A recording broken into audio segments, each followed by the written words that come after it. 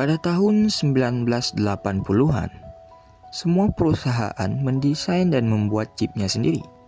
Morris Chang adalah seorang pria yang sudah berkarir selama 25 tahun di Texas Instruments. Ia dibuang hanya karena idenya dianggap tidak masuk akal. Dia ingin membuat pabrik yang tidak punya produk sendiri.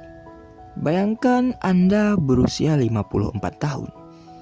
Sudah berada di puncak karir, lalu Anda diminta pindah ke Taiwan yang saat itu sama sekali tidak punya ekosistem teknologi.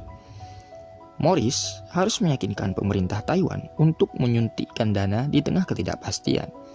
Saat TSMC berdiri tahun 1987, mereka tidak punya pelanggan. Perusahaan besar meremehkan mereka sebagai pabrik kelas 2. Morris harus mengetuk pintu-pintu, memohon pesanan kecil hanya agar mesin mereka tetap berputar.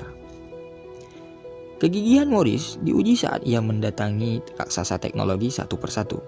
Banyak yang mencibir, menyebut ide foundry hanyalah tempat bagi perusahaan yang gagal membangun pabriknya sendiri. Namun, Morris melakukan pengorbanan personal yang luar biasa. Ia meninggalkan kemapanan di Amerika untuk bekerja di kantor kecil di Hsinchu.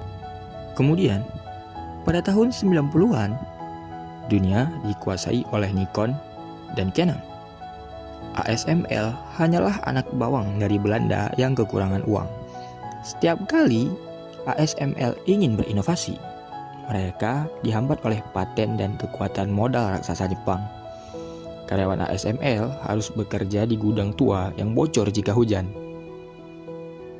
Karena gudang ini berada bertepatan di samping kantor dari perusahaan Philips. Saat semua perusahaan menyerah pada teknologi EUV karena dianggap mustahil secara fisika, ASML mengambil resiko yang sangat gila.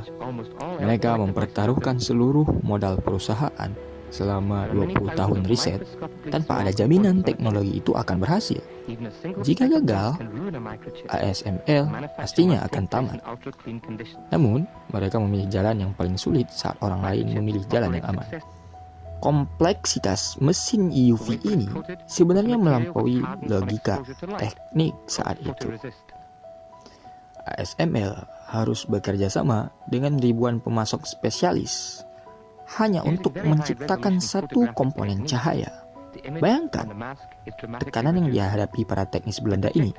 Mereka harus bersaing dengan efisiensi manufaktur Jepang.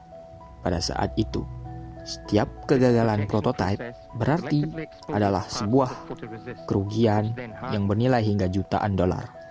Namun, ASML memilih terus membakar uang demi riset cahaya yang berukuran 13,5 nanometer, yang bahkan belum tentu bisa digunakan secara komersial. Ini adalah bentuk pertaruhan teknologi terbesar dalam sejarah industri modern, di mana mereka memilih menjadi satu-satunya atau tidak sama sekali.